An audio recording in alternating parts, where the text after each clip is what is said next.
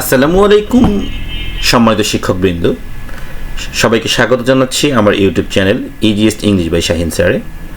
আজকের আমরা আলোচনা করতে যাচ্ছি বার্ষিক সামষ্টিক মূল্যায়ন সপ্তম শ্রেণী বাংলা প্রশ্নপত্র, নমুনা প্রশ্নপত্র সহ। পরীক্ষা প্রথম দিন, দ্বিতীয় দিন এবং তৃতীয় দিন, অর্থাৎ আপনাদের 3 দিন পরীক্ষা নিতে হবে। এই 3 দিনের পরীক্ষার বিষয়বস্তু কী হবে, 3 দিন কীভাবে সমন্বয় করবেন এবং এই 3 দিনের সমন্বয় করে কীভাবে আপনি মূল্যায়ন করবেন তারই আলোচনা, এবং মূল্যায়ন রিপোর্ট কার্ড কীভাবে তৈরি করতে হবে তার একটি ভিডিও অলরেডি আমার ইউটিউব চ্যানেলে দেয়া আছে, আপনারা দেখে নেবেন। চলুন কথা না বাড়িয়ে শুরু করি আজকের আলোচনা। সম্মানিত শিক্ষকবৃন্দ, আপনারা যে 3 দিন পরীক্ষা নেবেন, ডে 1, ডে 2, ডে 3, এই 3 দিনের কাজের সারসংক্ষেপ কিন্তু এটি সম্পূর্ণ ভালোভাবে বুঝে নিলে আপনার জন্য কাজটা কিন্তু খুব ইজি হবে। ওকে, দেখেন, প্রকল্প মূল ভাবনা, বার্ষিক মূল্যায়ন প্রকল্প, সেমিনার। বার্ষিক মূল্যায়নের জন্য শিক্ষার্থীরা একটি সেমিনার আয়োজন করবে। সে উদ্দেশ্যে শিক্ষার্থীদেরকে শিক্ষক কিছু দলে বিভক্ত করে দিবেন। তাহলে আপনারা শিক্ষার্থীদেরকে 3টি বা 4টি বা 5টি দলে বিভক্ত করে দিবেন। শিক্ষার্থীরা এককভাবে একটি রচনা তৈরি করবে। নিচে কিন্তু রচনার বিষয়বস্তু দেওয়া আছে, আপনারা একটু পরে পেয়ে যাবেন। তারপর দলে দলে সকলে মিলে আলোচনা করবে এবং নিজেদের দলের সকল সদস্যদের কাজকে বিশ্লেষণমূলক রচনার বৈশিষ্ট্য অনুযায়ী মূল্যায়ন করবে।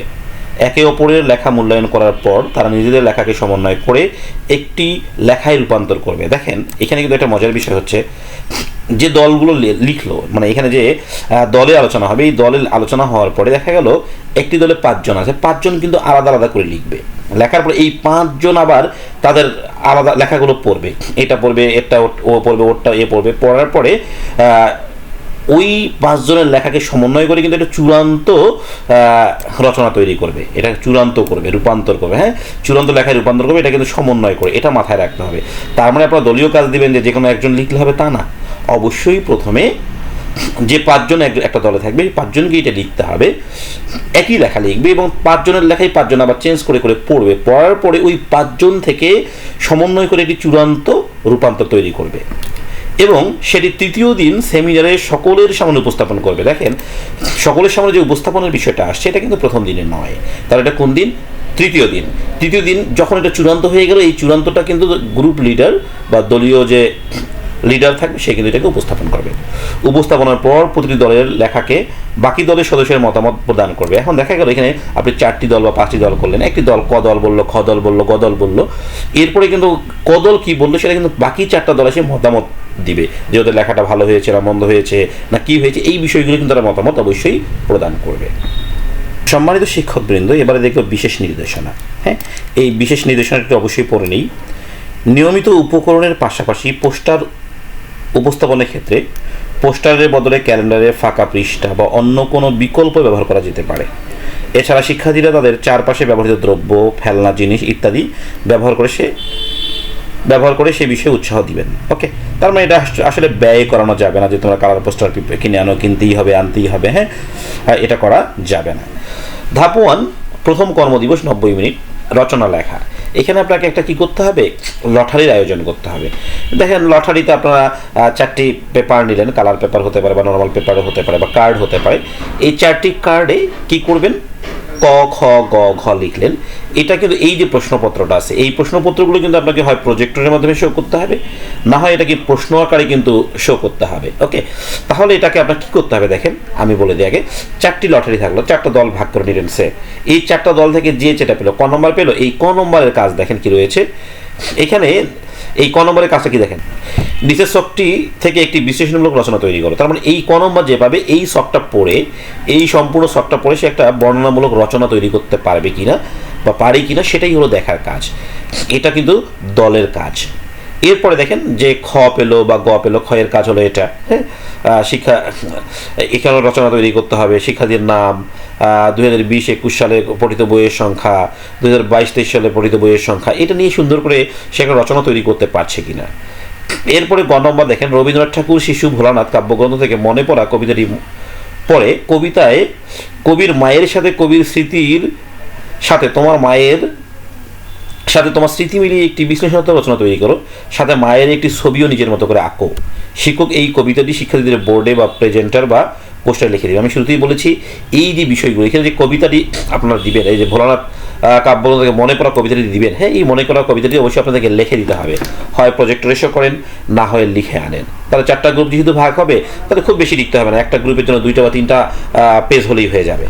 এরপর দেখেন ঘ নম্বর আছে কাজী নজরুল ইসলামের গান একই অপরূপ রূপে মা তোমায়। হ্যাঁ, এই কবিতাটি পড়ে নিজের এলাকার বৈশিষ্ট্যের সাথে মিলিয়ে একটি বিশ্লেষণমূলক রচনা তৈরি করো।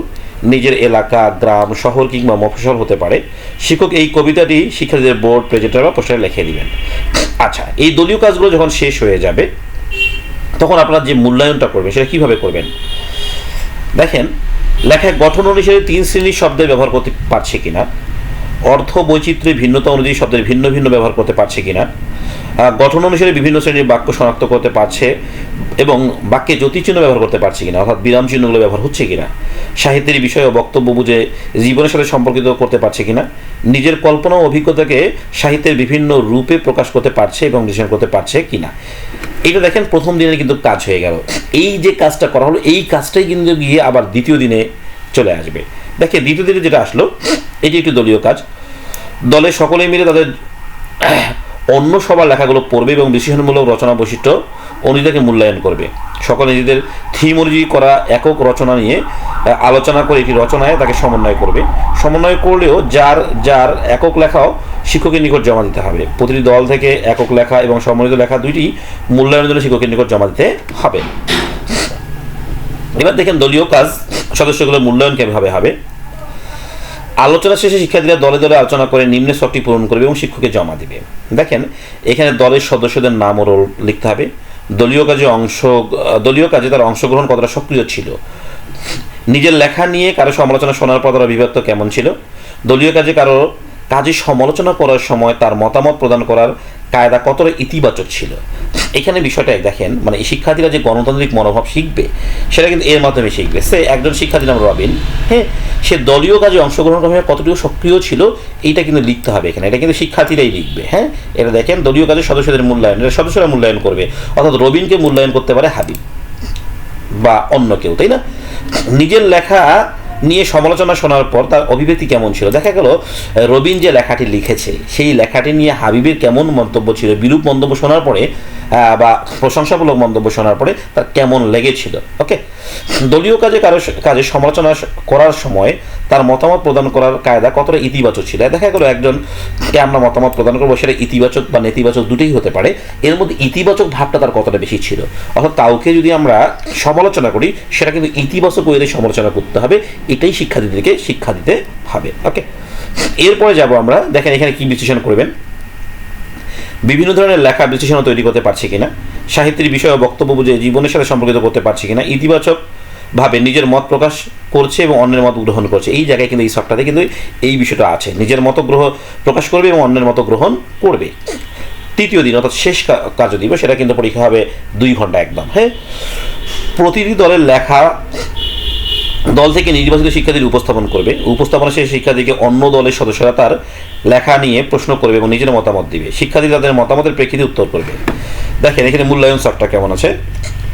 এই মূল্যায়ন সফটটা এই কাজের জন্য শিক্ষকের মূল্যায়ন সফট, কিন্তু শিক্ষক আপনারা মূল্যায়ন করবেন। ওকে, দেখেন দলের নাম, শিক্ষার্থীর নাম, অন্যের কাজের ব্যাপারে মতামত ব্যক্ত করার সময় সে কতটা ইতিবাচক ছিল এটা আপনারা অবশ্যই পর্যবেক্ষণ করবেন। পর্যবেক্ষণ ফল যেটা আসবে সেটা এখানে আপনারা লিখবেন।